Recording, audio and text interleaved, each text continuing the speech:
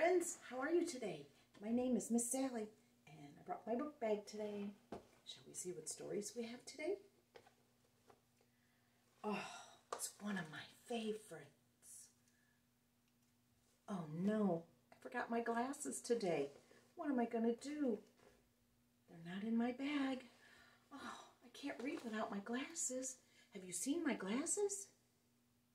What? They're up on top. On top of my head. Here they are.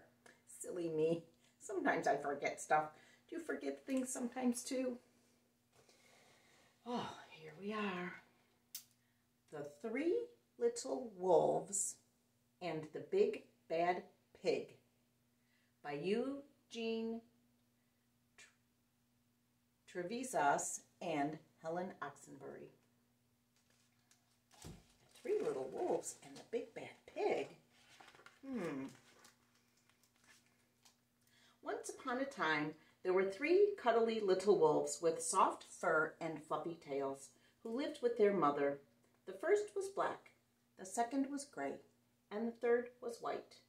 One day, Mother called the three little wolves around her and said, "My children, it is time for you to go out into the world. Go and build a house for yourselves, but beware of the big bad pig." "Don't worry, Mother, we will watch out for him," says the three little wolves, and off they set. Soon they met a kangaroo who was pushing a wheelbarrow full of red and yellow bricks. "Please, will you give us some of your bricks?" asked the three little wolves. "Certainly," said the kangaroo, and she gave them lots of red and yellow bricks. So the three little wolves built themselves a house of bricks. Oh, there they are. That looks like a strong house.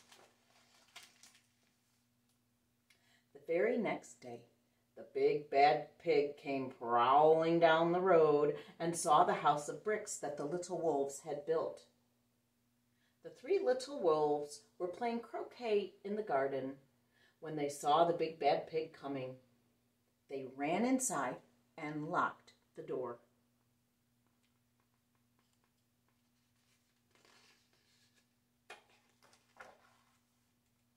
The pig knocked on the door and grunted, little wolves, let me come in." "No, no, no," said the three little wolves. "By the hair on our chinny chin chins, we will not let you in, not for all the tea leaves in our china teapot." "Then I'll huff and I'll puff and I'll blow your house in," said the pig. So he huffed and he puffed and he puffed and he huffed, but the house didn't fall down.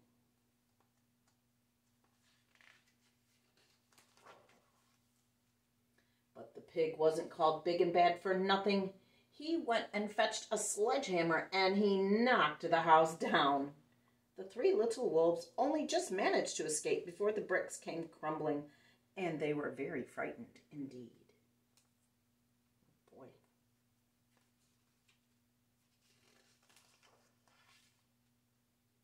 "We shall have to build a stronger house," they said. Just then they saw a beaver who was mixing concrete with a concrete mixer. "Please, will you give us some of your concrete?" asked the three little wolves. "Certainly," said the beaver, and he gave them buckets and buckets of messy, slurry concrete. So the three little wolves built themselves a house of concrete. Boy, that's a pretty strong house. No sooner had they finished than the big bad pig came prowling down the road, saw the house of concrete that the little wolves had built.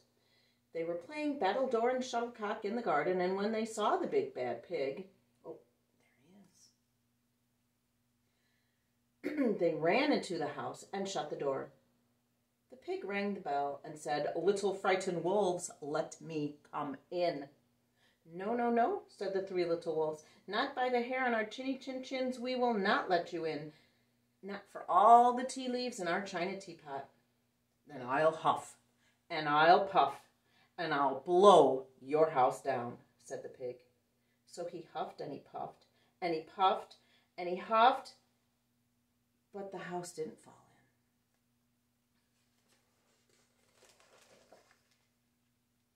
But the pig wasn't called big and bad for nothing. He went and fetched his pneumatic drill and smashed the house down. Oh my. The three little wolves managed to escape, but their chinny chin chins were trembling and trembling and trembling.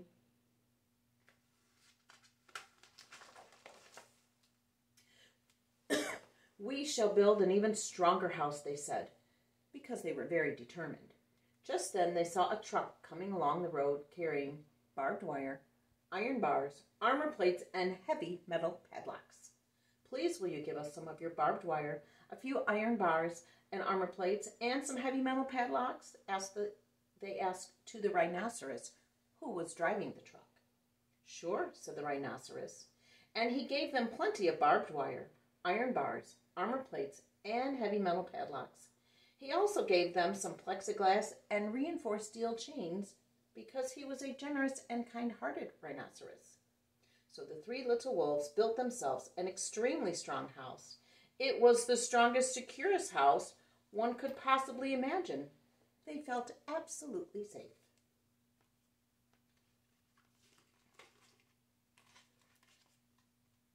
The next day, the big bad pig came prowling along the road as usual. The three little wolves were playing hopscotch in the garden.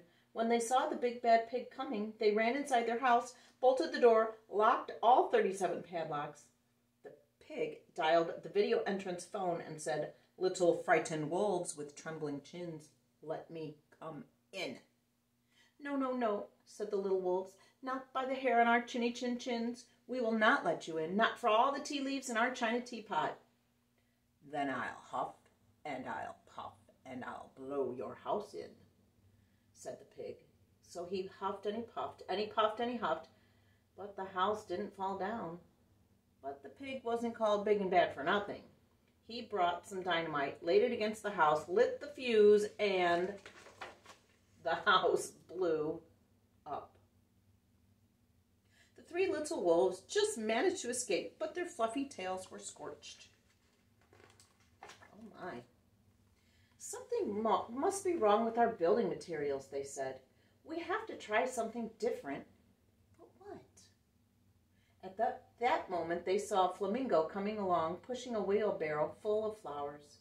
"Please will you give us some flowers?" asked the little wolves. "With pleasure," said the flamingo, and he gave them lots of flowers. So the three little wolves built themselves a house of flowers.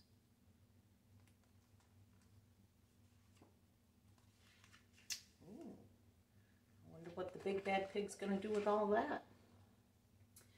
One wall was of marigolds, one was of daffodils, one of pink roses, and one of cherry blossoms. The ceiling was made of sunflowers, and the floor was a carpet of daisies.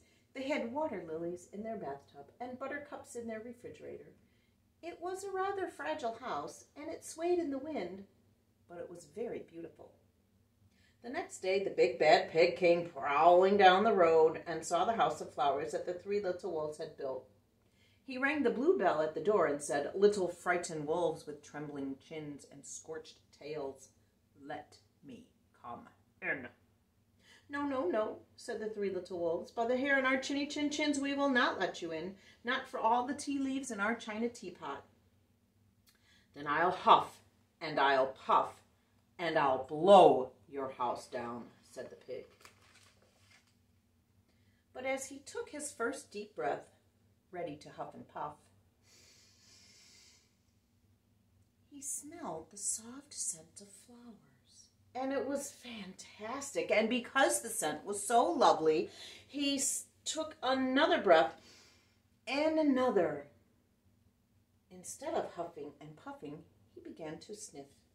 He sniffed deeper and deeper until he was quite filled with the fragrance of the scent. His heart grew tender, and he realized how horrible he had been. Right then, he decided to become a big, good pig, and he started to sing and dance the tarantella.